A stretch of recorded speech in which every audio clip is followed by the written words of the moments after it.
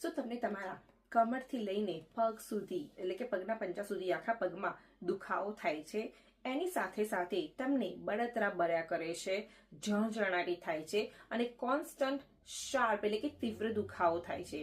એના કારણે તમને ચાલવા ઉઠવામાં કે પછી લાંબા સમય સુધી બેસવામાં, ખાસ કરીને પલાઠી વાળીને બેસવામાં બહુ જ તકલીફ પડે છે.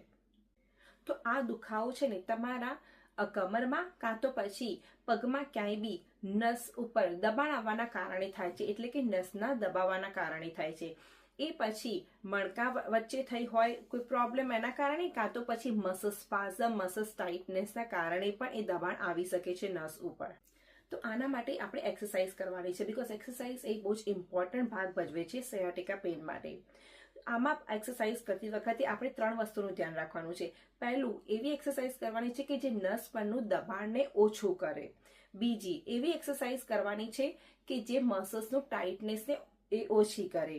અને ત્રીજું, મસલ્સને સ્ટ્રોંગ કરવાની કસરત કરવાની છે, ખાસ કરીને જે તમારા ખમણના સ્ટમકના મસલ્સ છે એને સ્ટ્રોંગ કરવાની એક્સરસાઇઝ કરવાની છે, જેથી તમારા બેકને સપોર્ટ મળી રહે.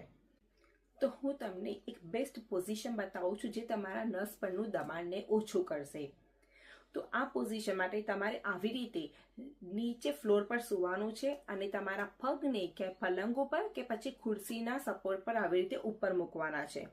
જ્યાં તમારા પગ ઢીંચણથી વળે એ ખુરશી એટલી તમારા પગના જેટલી ઊંચી અને થોડું ઊંચું મૂકવાનું, ત્યાં થોડી ઊંચું રાખવાનું, જેથી તમારું બોડી છે ને બટક્સથી નીચે હેંગ થાય. એટલે ગ્રેવિટીના કારણે એ બોડી હેંગ થશે અને તમને થોડું ટ્રેક્શન જેવું ફીલ થશે તમારા બેકમાં અને નસ પરનું દબાણ ઓછું કરશે. આ પોઝિશન તમે 10 થી 15 મિનિટ સુધી લઈ શકો છો. તમને બહુ જ તમારા પેઇનમાં રિલીફ થશે. આ બહુ વધારે બીજી એક્સરસાઇઝ માટે તમે મારો વિડીયો જોઈ શકો છો, જેની લિંક મેં નીચે ડિસ્ક્રિપ્શન બોક્સમાં મૂકી છે.